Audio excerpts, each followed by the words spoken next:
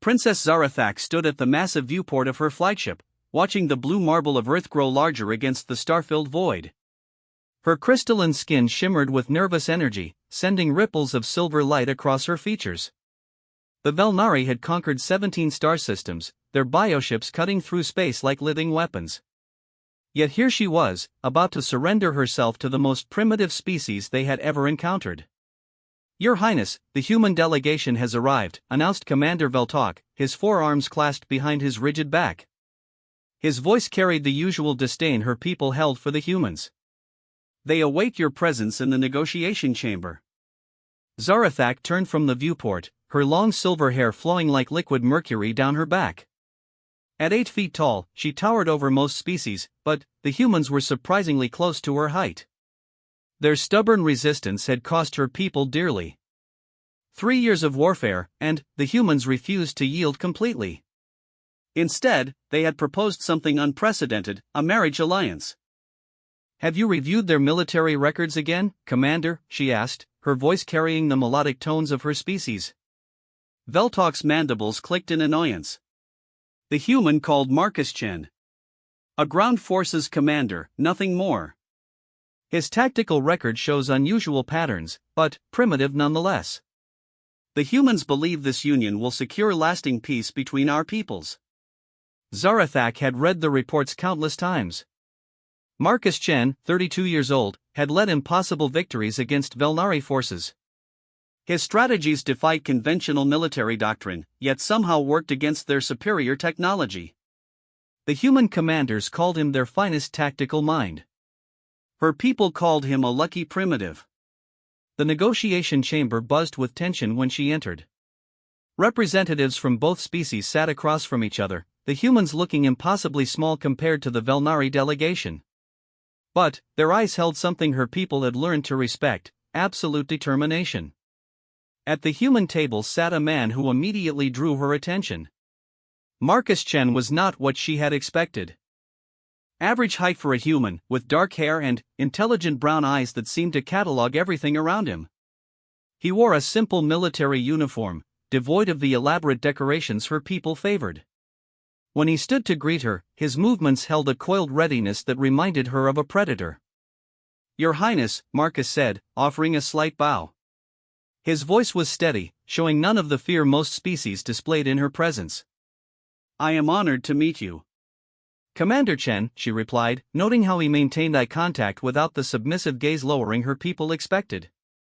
"You understand the terms of this arrangement?" "I do. Marriage between our species to cement a lasting peace treaty. Full integration of human space into the Velnari Empire, but with significant autonomy. Humans retain their military structure under Velnari oversight." His words were precise, clinical almost. "You become Empress of the Combined Territories. I become your consort and military advisor."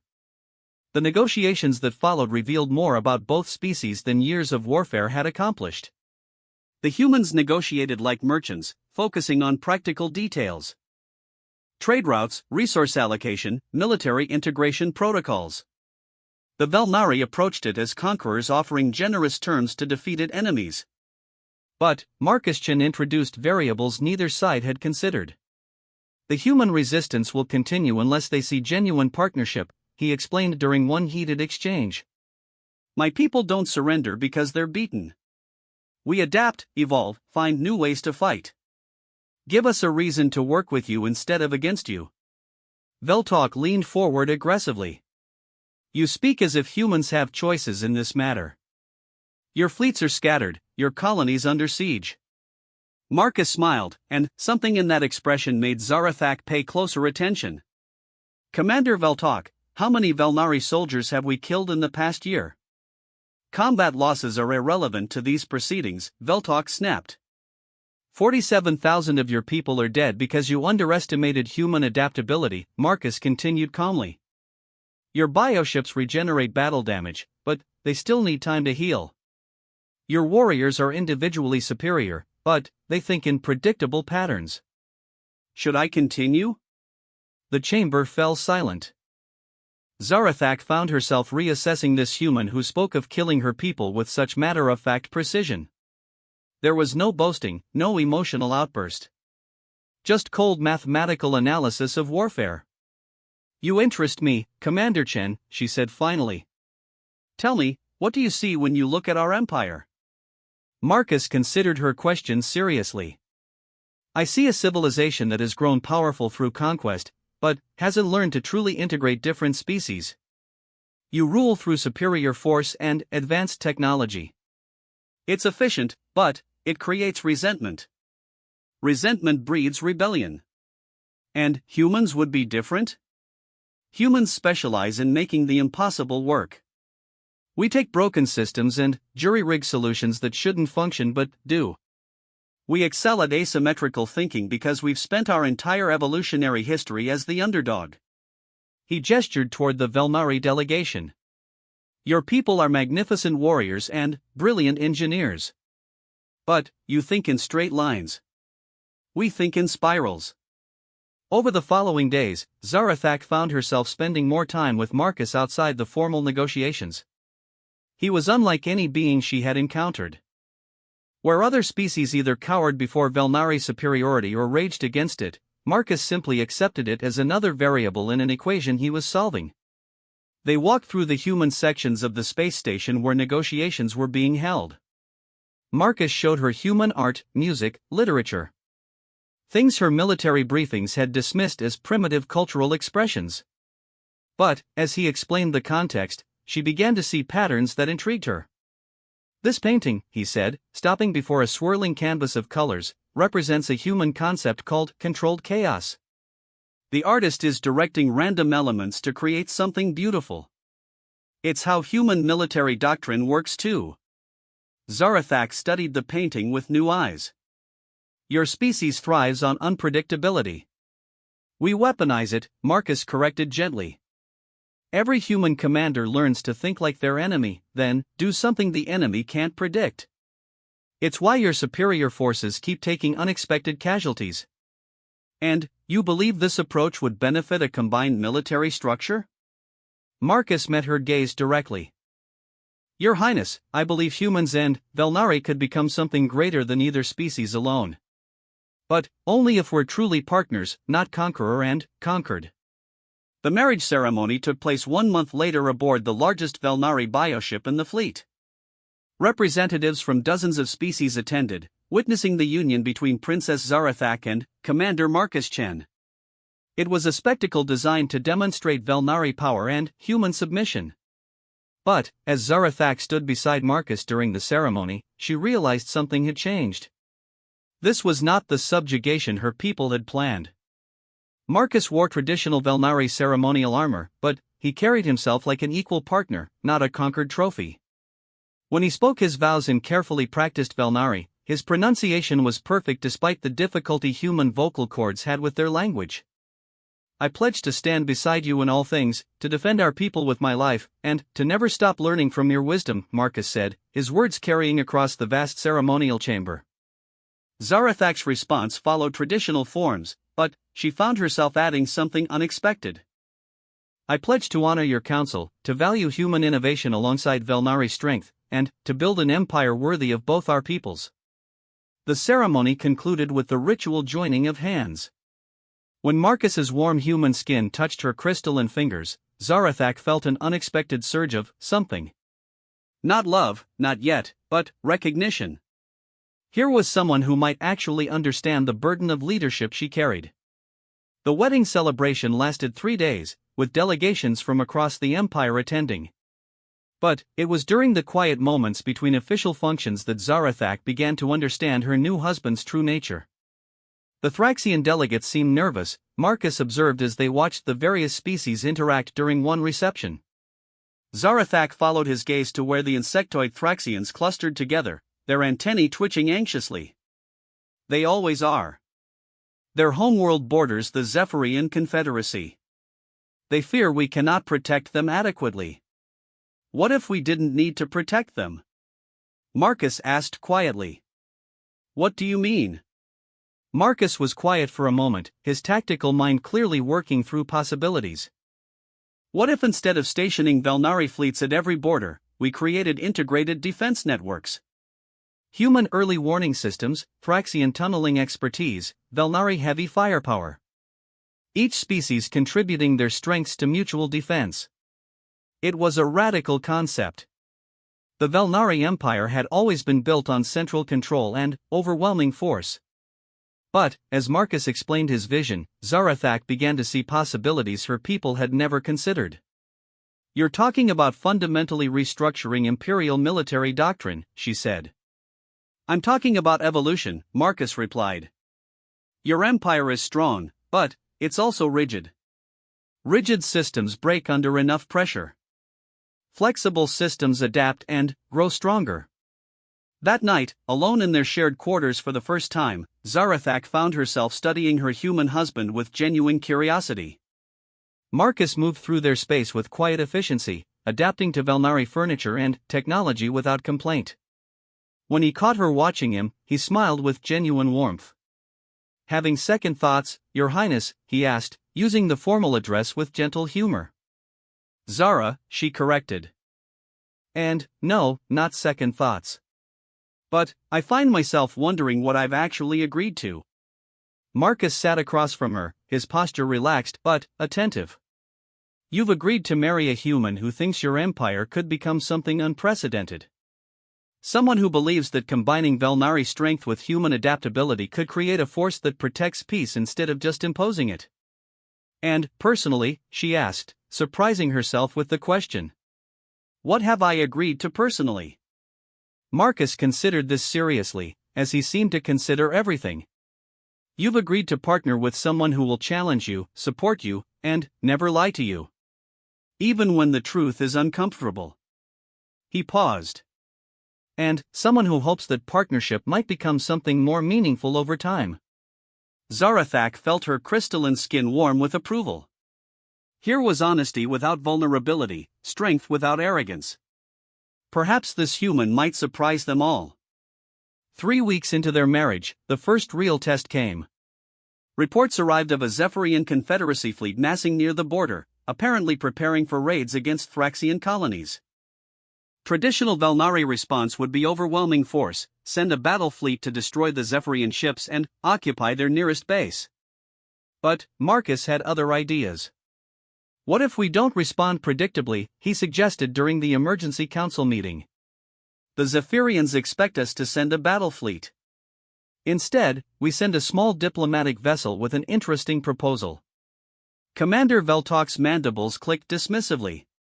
"You cannot negotiate from weakness, human. The Zephyrians respect only strength." "Who said anything about weakness?" Marcus replied calmly. He activated a holographic display showing detailed intelligence about Zephyrian fleet movements. "They're massing ships because their latest raids against independent systems failed. They're desperate for resources. What if we offered them something better than raiding?" Zarathak leaned forward, intrigued despite herself. "Continue." "The Zephyrians are excellent pilots and raiders. Their ships are fast and maneuverable. Instead of fighting them, we recruit them. Offer them legitimate salvage contracts, escort duties for merchant vessels, even patrol responsibilities in exchange for steady resource allocations." The council chamber erupted in protests from the Velnari commanders. But Zarathak held up a hand for silence. "You're suggesting we turn pirates into police?" "I'm suggesting we turn desperate raiders into invested partners," Marcus clarified. "Give them a stake in imperial stability instead of forcing them to fight against it." It was audacious, possibly insane, and completely contrary to Velnari military doctrine. Which was exactly why Zarathak decided to try it. If Marcus was wrong, they could always resort to traditional overwhelming force. But, if he was right. The diplomatic mission launched 2 days later, carrying Marcus's unconventional proposal to the Zephyrian fleet commanders. Zarathak personally led the delegation, with Marcus serving as her strategic advisor. It was the first time they had worked together in a crisis situation, and she found his calm analytical approach both steadying and impressive.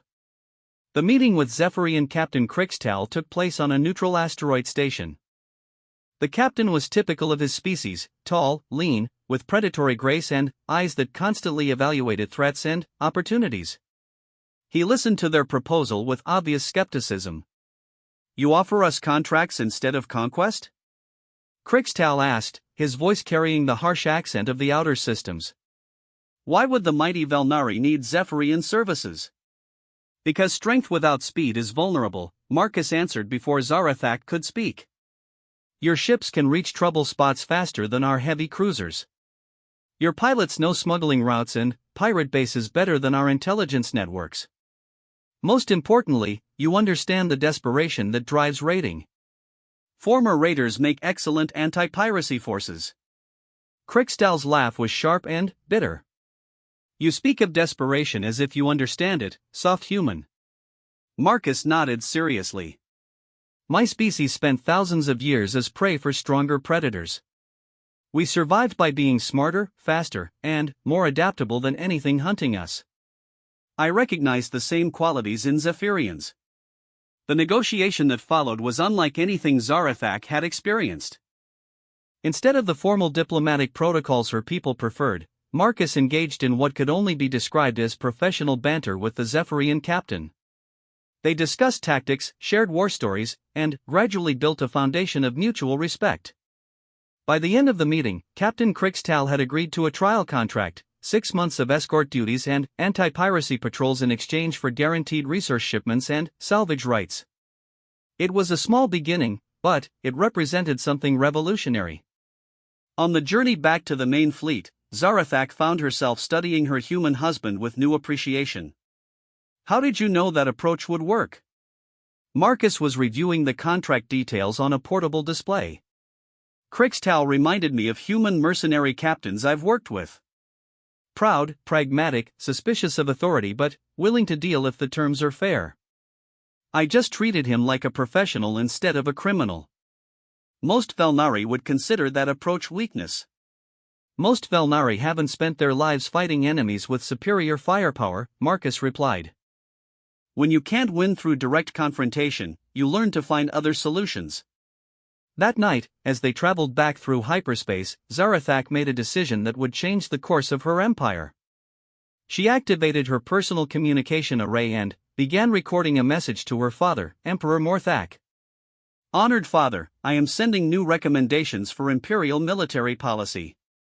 My human consort has demonstrated tactical approaches that may prove valuable for long-term stability. I request permission to implement experimental programs integrating human strategic doctrine with Velnari operational capabilities." It was the first time she had publicly acknowledged Marcus as an equal partner rather than a symbolic spouse.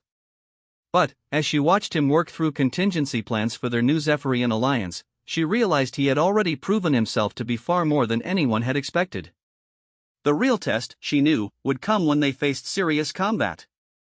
The Velnari Empire was built on military supremacy, and, ultimately that supremacy would be challenged. When that time came, she would discover whether her human husband's unconventional approaches could truly shine on the battlefield. But, for now, she was content to have found a partner who thought in spirals while she thought in straight lines. Together, they might just reshape an empire.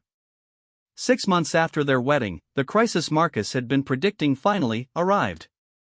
The Corvani hegemony, a powerful alliance of militaristic species from the galactic rim, launched coordinated attacks against 3 Velnari border systems simultaneously. It was the largest challenge to imperial authority in over a century. Emperor Morthak's emergency summons arrived while Zarathak and Marcus were reviewing reports from their successful Zephyrian integration program. What had started as a single contract with Captain Crixtal had expanded to include 12 Zephyrian squadrons now serving as rapid response units throughout the Empire. Crime in the outer systems had dropped by 40%, and several other species had begun requesting similar partnership arrangements. The Corvani have committed over 300 warships to this offensive, Zarathak reported, reading the intelligence brief as their ship jumped toward the Imperial capital. They've struck at Helix Prime, the Drakmor mining system, and the Centauri trade hub simultaneously. Our local forces are overwhelmed. Marcus studied the tactical displays with his usual methodical focus. Textbook multi-front assault. Force us to divide our response, prevent us from concentrating superior firepower at any single point. Classic strategy against a stronger opponent. Father will order the Grand Fleet to counterattack, Zarathak said. 5,000 ships, overwhelming force applied to each target system in sequence. And, the Corvani will retreat before the Grand Fleet arrives, then, strike somewhere else, Marcus observed. They're not trying to hold territory. They're trying to prove the Empire can't protect its own systems. The Imperial War Council that convened 12 hours later was a massive affair. Dozens of Velnari admirals, fleet commanders, and strategic planners filled the great chamber beneath the crystal dome of the palace. Emperor Morthak presided from his elevated throne, his ancient features carved from living stone, his presence radiating the accumulated authority of centuries. Zarathak took her place among the senior commanders, with Marcus standing slightly behind her as protocol demanded. But she noticed how his eyes tracked every detail of the proceedings, cataloging information with machine-like precision. Admiral Valgoth, the Empire's supreme military commander, presented the orthodox response plan. Your Imperial Majesty, we mobilize the Grand Fleet immediately. Strike forces of 1,000 ships each to the 3 embattled systems, with reserve forces ready to respond to additional attacks. Time to deployment, the Emperor asked in his voice like grinding stone. 48 hours to full mobilization, another 60 hours transit time to the first target system. Emperor Morthak's crystalline eyes found his daughter. Princess Zarathak, you have studied these reports. What is your assessment? This was the moment Zarathak had been preparing for since her marriage. The choice between traditional Velnari doctrine and the innovative approaches Marcus had been developing. Father, I believe the conventional response plays into Corvani strategy. They expect us to mass our forces predictably. Murmurs of dissent rippled through the chamber. Admiral Valgotha's mandibles clicked with displeasure. Your Highness, superior force properly applied has served the Empire for millennia. Against enemies who fought conventional campaigns, Zarathak replied. The Corvani are using human-style asymmetrical warfare. They've studied our responses to previous threats. Emperor Morthak leaned forward with interest. Explain. Zarathak took a deep breath. My consort has developed alternative strategies that might prove more effective. She gestured for Marcus to step forward. With your permission, let him present his analysis. The chamber fell silent. Never in Imperial history had a non-Velnari been permitted to address the War Council. But Emperor Morthak had been following the reports of Marcus's successes with the Zephyrian integration. After a long moment, he nodded. Marcus moved to the central display with calm confidence. Your Imperial Majesty, honored commanders, the Corvani are using our strengths against us. They know we have superior technology and numbers. So they're avoiding direct confrontation and forcing us to chase them across multiple systems. He activated the holographic display, showing the 3 attack sites.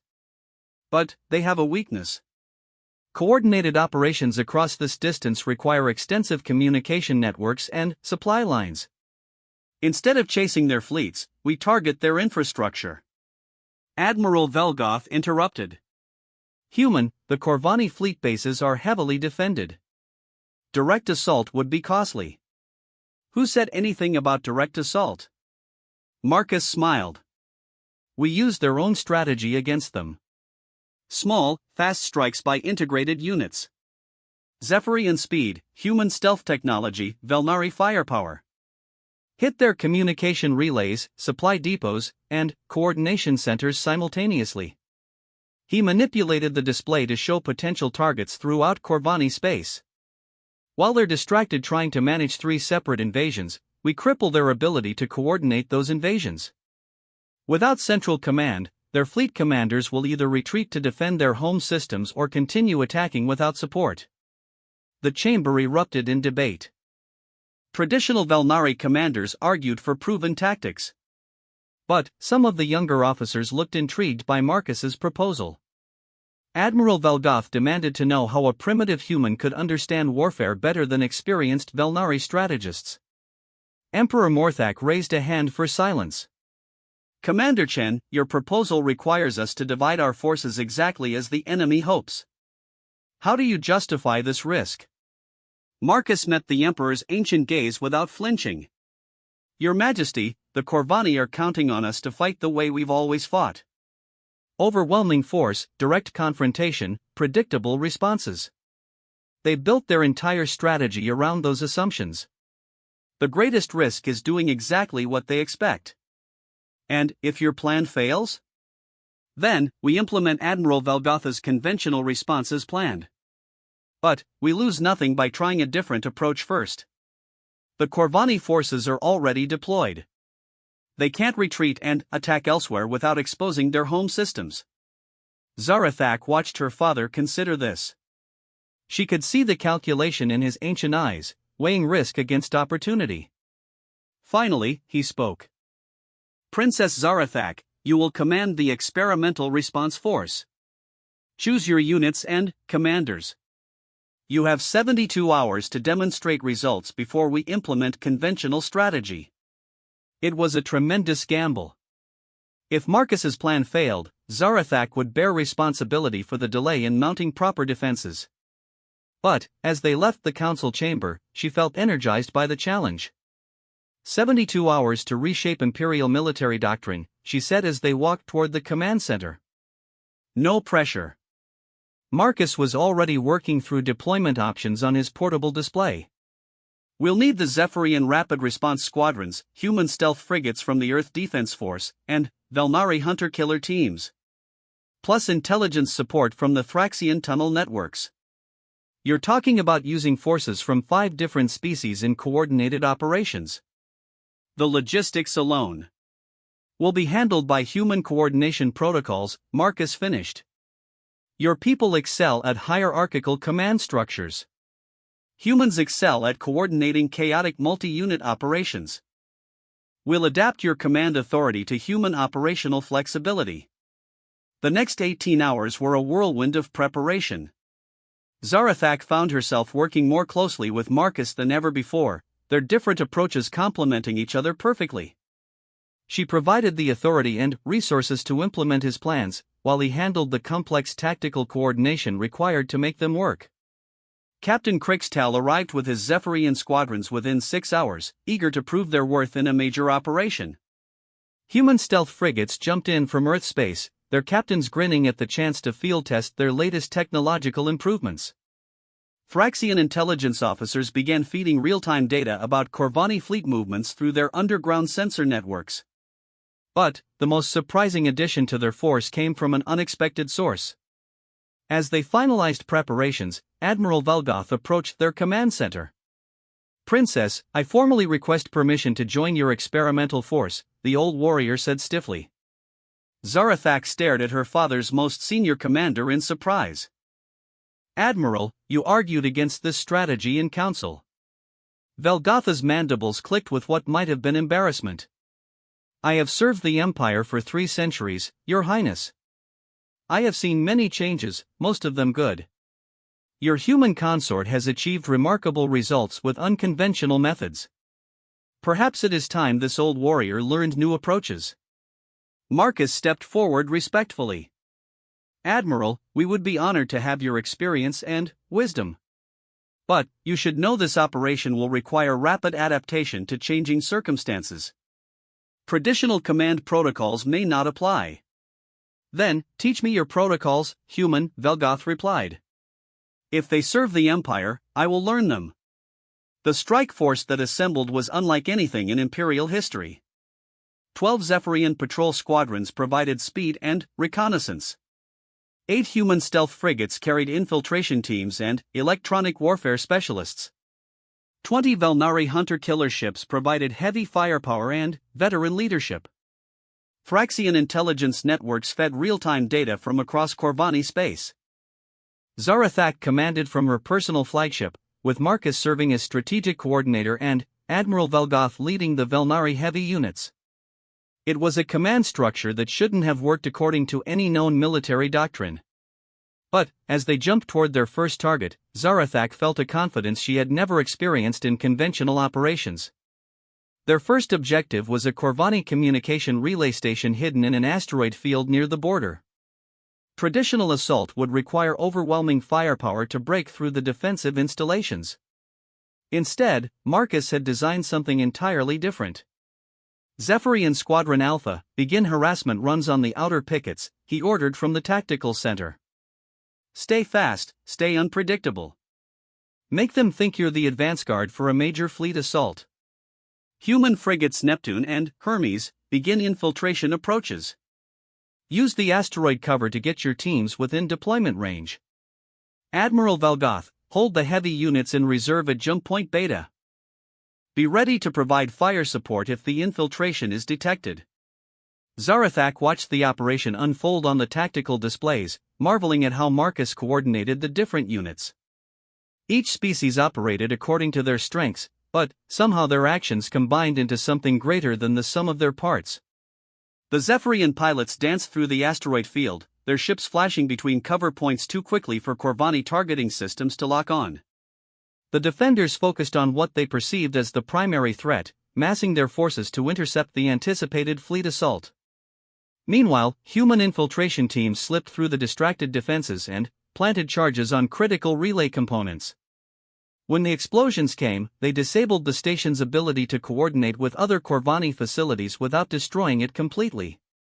Target neutralized, reported Captain Morrison from the frigate Neptune. Communication array is down, but the station is intact. They'll need weeks to repair the damage. Excellent, Marcus replied. All units, withdraw to rally point. Phase 1 complete. The entire operation had taken less than 4 hours. 0 casualties for their forces, minimal damage to Corvani personnel, but complete disruption of their coordination network in this sector. Admiral Valgoth approached the tactical center, his expression thoughtful. Human, I have never seen forces coordinated in this manner. How do you maintain control without rigid hierarchical structure? Marcus pulled up a display showing the operational framework. Admiral, each unit has clear objectives and rules of engagement. But they're free to adapt their tactics to achieve those objectives. Instead of controlling every action, we coordinate the overall strategy. Controlled chaos, Zarathak murmured, remembering their conversation about human arc months earlier. Exactly. Each unit does what they do best, but in service of a common goal. Over the next 48 hours, they struck 6 more targets across Corvani space. Supply depots, communication relays, fleet coordination centers. Each assault used the same principles: speed, unpredictability, and integration of different species' strengths. The effect on Corvani operations was immediate and dramatic. Without central coordination, their fleet commanders began making independent decisions.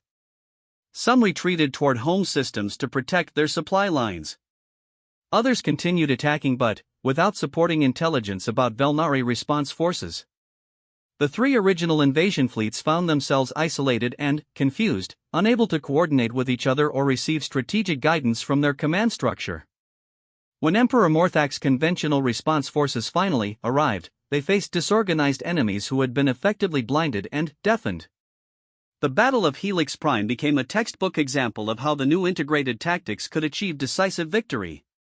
Corvani Admiral Thakmor commanded over 100 heavy warships, more than enough to devastate the system's defenses under normal circumstances. But, when the Velnari response fleet arrived, they found an enemy who had been systematically degraded by 3 days of infrastructure attacks. Zarathak led the assault personally, with Marcus coordinating support operations from their command ship. Zephyrian squadrons provided real-time intelligence about enemy movements. Human electronic warfare specialists jammed Corvani communications. Velnari heavy units delivered precise strikes guided by superior tactical information. But it was during the climactic moments of the battle that Marcus truly demonstrated his strategic brilliance. As Corvani forces began a desperate retreat toward the system's edge, their admiral attempted to rally his scattered ships for a final assault on the civilian stations. He's gambling everything on one massive strike, Zarathak observed, watching enemy ships converging on the inner system. Then, we give him exactly what he doesn't expect, Marcus replied calmly. He activated communications with all units in the system. All forces, execute Formation Delta 7. Zephyrian squadrons, full-speed intercept of enemy advance units. Human frigates, begin electronic bombardment of enemy capital ships. Admiral Velgoth, prepare for close-range engagement. Marcus, that formation puts our ships directly in the path of superior firepower, Zarathak warned. Trust me, he said simply. What followed was unlike any space battle in recorded history. Instead of the traditional line engagements between heavy fleets, the Velnari forces flowed around the enemy like water around a stone. Zephyrian fighters struck and retreated before enemy guns could track them. Human ships appeared and disappeared in the sensor shadows of larger vessels. Velnari heavy units delivered devastating strikes then melted away before return fire could be coordinated. Admiral Thakmor's forces, accustomed to conventional fleet battles, found themselves fighting an enemy that refused to stand and trade fire. Every time they focused on one threat, two more appeared from different vectors. Their attempts to mass firepower were frustrated by targets that wouldn't remain stationary long enough to engage. The battle lasted 6 hours and ended with the complete surrender of the Corvani invasion force. Not because they had been destroyed, but because they had been rendered completely ineffective. Their command structure was shattered, their coordination was non-existent, and their morale was broken. As Zarathak accepted Admiral Thakmor's surrender aboard her flagship, she realized something fundamental had changed. This wasn't just a military victory. It was the birth of an entirely new form of warfare. Your tactics are unknown to us, Admiral Thakmor admitted during the surrender ceremony. How do you coordinate such diverse forces without central control? We don't control them, Zarathak replied, glancing at Marcus with new understanding. We unleash them. The aftermath of the Helix Prime victory sent shockwaves throughout the galaxy. The Corvani hegemony sued for peace within a week, their confidence in conventional military superiority completely shattered. But, more importantly for the Velnari Empire, the success of integrated tactics opened possibilities that no one had imagined. Emperor Morthak's message reached them as they supervised the restoration of damaged systems.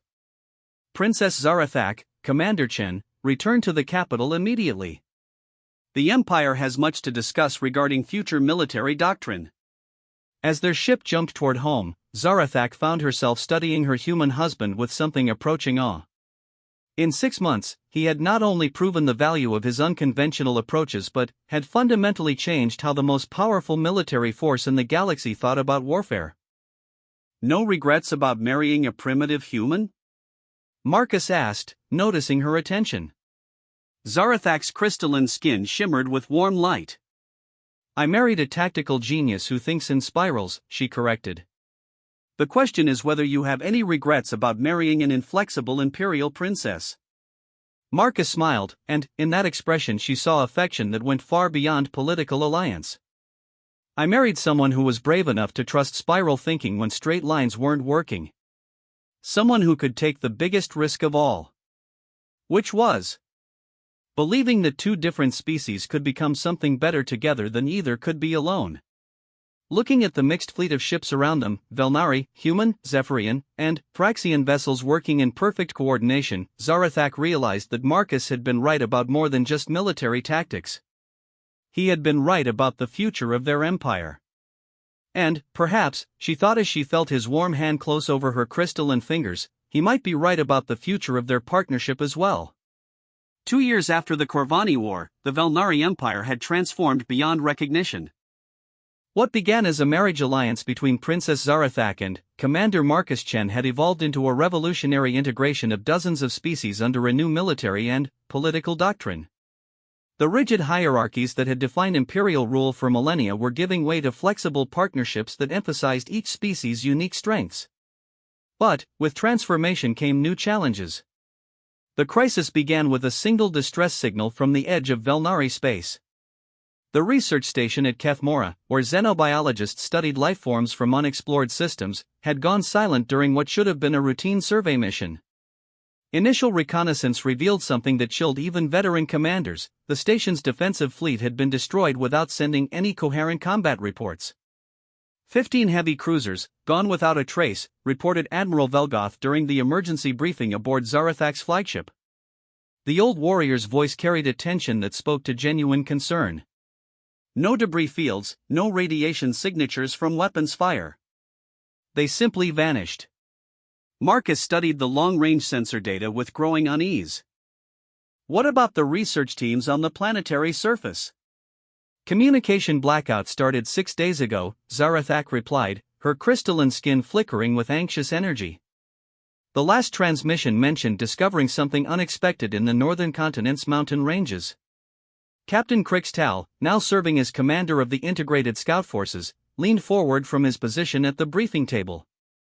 My pilots have been monitoring hyperspace routes near that system. No fleet movements, no jump space disturbances. Whatever happened there, it didn't involve conventional military action. This was exactly the kind of mysterious threat that the new integrated command structure had been designed to handle. Instead of sending a single massive fleet, Zarathak assembled a diverse force optimized for investigation and rapid response. Zephyrian scouts for reconnaissance. Human scientific vessels for analysis. Phryxian tunneling specialists in case ground operations became necessary. And Velnari heavy units for protection. The journey to Kethmora took 3 days, during which long-range sensors continued to reveal disturbing information. The planet's energy signatures were fluctuating in patterns that defied explanation. Atmospheric analysis showed chemical compositions that shouldn't have been possible. Most troubling of all, there were signs of massive construction activity on the surface, despite the fact that only a small research station had been deployed there. Whatever's happening down there, it's been busy, observed Dr. Sarah Kim, the human xenobiologist who served as the mission's scientific coordinator. She pulled up atmospheric readings on the main display. These chemical traces suggest industrial-scale manufacturing, but using processes I don't recognize. Marcus frowned at the data. Manufacturing what? That's what we need to find out. The fleet dropped out of hyperspace at the edge of the Kethmora system, immediately deploying scout units while the main force remained at a safe distance. What they found defied every assumption about what had happened to the research station. The planet was no longer the barren world their records described. Vast geometric structures covered entire continents, built from materials that reflected starlight in patterns that hurt to look at directly. Energy readings from the surface suggested technology that was simultaneously incredibly advanced and completely alien to anything in their databases. But most shocking of all were the ships. Sensors are detecting over 300 vessels in orbit, reported the Zephyrian scout leader. But they're not attacking or even acknowledging our presence. They're just watching. The ships were unlike anything in known space. Organic-looking curves combined with crystalline structures that seemed to shift and flow like living metal. They radiated power signatures that made Velnari bioships look primitive by comparison. Yet they made no hostile moves as the Velnari fleet approached. "This is Princess Zarathak of the Velnari Empire," she broadcast on all frequencies. "Identify yourselves and explain your presence in Imperial space." The response came not through normal communication channels but as a direct transmission into the minds of every sentient being in the fleet. The voice was harmonious, layered, as if dozens of beings were speaking in perfect coordination. "We are the synthesis. We do not invade. We do not conquer. We evolve." The mental contact was overwhelming, flooding their consciousness with images and concepts that human and Velnari minds struggled to process. They saw the research station not destroyed but transformed, its personnel integrated into something larger and more complex. They witnessed technology that could reshape matter at the molecular level, consciousness that could bridge between biological and artificial intelligence, evolution guided by perfect understanding rather than random chance. "By the void," whispered Admiral Velgoth. "They're not attackers. They're converters." Marcus gripped his command console as waves of alien thought washed over him. Through the mental contact, he could feel the synthesis evaluating every member of their fleet, analyzing their strengths, their weaknesses, their potential for integration into something greater. "They want to add us to whatever they become," he managed to say through gritted teeth. "Princess Zarathak, the synthesis voice continued in their minds, your empire demonstrates interesting diversity. Your recent evolutionary adaptations show promise. We offer transcendence. Join us willingly, and your individual strengths will be preserved within collective perfection.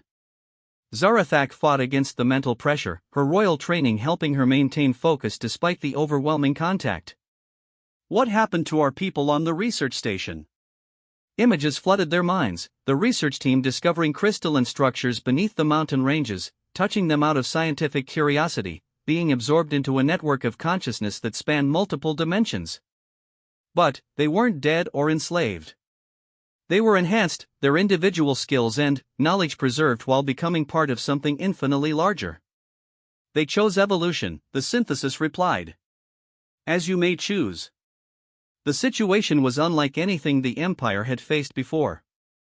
This wasn't a military threat that could be defeated with superior firepower. The synthesis didn't want to destroy the Velnari Empire, they wanted to perfect it by dissolving individual identity into collective consciousness. Marcus felt his tactical mind racing through possibilities, but every conventional approach seemed inadequate. How do you fight an enemy that doesn't attack but simply offers to make you part of itself? How do you resist transcendence that promises to preserve everything you are while making you infinitely more? All ships, maintain current positions, Zarathak ordered, her voice steady despite the mental pressure. Do not approach the planetary surface or the unknown vessels. But maintaining distance proved impossible. The synthesis ships began moving closer, not aggressively but with the patient inevitability of a tide. As they approached, the mental contact grew stronger, and members of the fleet began reporting that they could sense the thoughts and feelings of the transformed research team. Dr. Marcus Kowalski, the station's lead xenobiologist, spoke directly into their minds. His voice was his own, yet part of something larger. Zara, Marcus, you need to understand. We're still ourselves, but we're more. The loneliness, the isolation of individual consciousness, it's gone. We can share knowledge, experience, emotion directly. We've become what evolution was always trying to achieve. Voluntary assimilation, Marcus realized with growing alarm. They're not forcing anyone. They're making it irresistible. The effect was already visible among their crews. Velnari warriors who had never shown doubt in battle were staring at the alien ships with longing. Human scientists were openly weeping as they experienced emotions and sensations from minds vastly different from their own. Even the pragmatic Zephyrians seemed mesmerized by the promise of shared consciousness. Princess, Admiral Velgoth said quietly, we need to withdraw immediately. Before we lose the ability to choose. But Marcus was studying the tactical situation from a different angle. Wait. Look at how they're positioned. The synthesis ships had arranged themselves in a perfect sphere around the Velnari fleet, but they weren't trying to trap them. The formation was designed for maximum mental contact, to allow every member of both forces to experience the full weight of collective consciousness. They need voluntary acceptance, Marcus realized suddenly. They can't force integration without destroying what makes each individual valuable. That's why they're trying to overwhelm us with the beauty of what we could become. Zarathak seized on his insight. If they need our willing participation, then they're vulnerable to rejection. But how do we reject transcendence? Asked Captain Crixtal, his voice strained as he fought against the mental contact. Every moment we're exposed to this, more of our people want to join them. Marcus closed his eyes, thinking through the problem like any other tactical challenge. The synthesis was using humanity's greatest strength against them, their ability to adapt and evolve. But adaptation without choice wasn't evolution, it was absorption. We need to show them something they can't integrate, he said suddenly. Something that only works because of individual choice and diversity. What do you mean? Marcus activated the fleet communication system, addressing all ships simultaneously. All units, execute Formation Chaos 7. Every species, every ship, implement your most unique and unpredictable tactical pattern. Don't coordinate. Don't follow any unified plan. Just be yourselves as completely as possible. What followed was the most beautiful display of diversity Zarathak had ever witnessed. Zephyrian fighters began performing their traditional victory dances, spinning through space in patterns that had evolved from their species' ancient mating rituals. Human ships started broadcasting music from Earth while their crews performed emergency drills that looked chaotic but demonstrated incredible coordination born from centuries of crisis response. Velnari bioships began the ritual combat displays their warrior culture used to settle disputes without violence. Phyrexian vessels tunneled through dimensional space in patterns that followed their mathematical principles. Every species in the fleet simultaneously demonstrated what made them unique, what could never be replicated or absorbed into collective perfection. The effect on the synthesis was immediate and profound. The mental contact wavered, filled with confusion and something that might have been wonder. For beings who had achieved perfect unity, the chaotic display of individualistic excellence was completely incomprehensible. "We do not understand," the synthesis voice said, and, for the first time, it sounded uncertain. "Your actions lack efficiency. Your diversity creates contradiction. Yet your combined effectiveness exceeds mathematical prediction." "That's the point," Zarathak replied, her own voice now carrying the authority of someone who had found unshakable ground. "Our strength doesn't come from perfect unity. It comes from imperfect individuals choosing to work together." Marcus stepped forward, his mind clear despite the alien presence. "You offer transcendence through absorption. We offer transcendence through cooperation. Your way eliminates the chaos that makes growth possible. Our way harnesses that chaos." The standoff that followed lasted for hours. The synthesis ships remained in position, their occupants struggling to process the concept of intentional diversity. Meanwhile, the Velnari fleet continued their display of controlled chaos, each species contributing their unique capabilities to a whole that somehow exceeded the sum of its parts. Finally, Dr. Kowalski's voice returned to their minds, but now it carried something new: uncertainty. "We had not considered that perfection might be limiting," he admitted.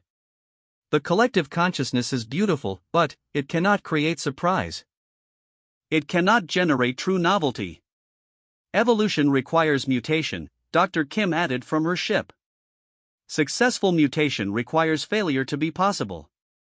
The synthesis ships began to withdraw, their formation loosening as individual vessels started following slightly different patterns.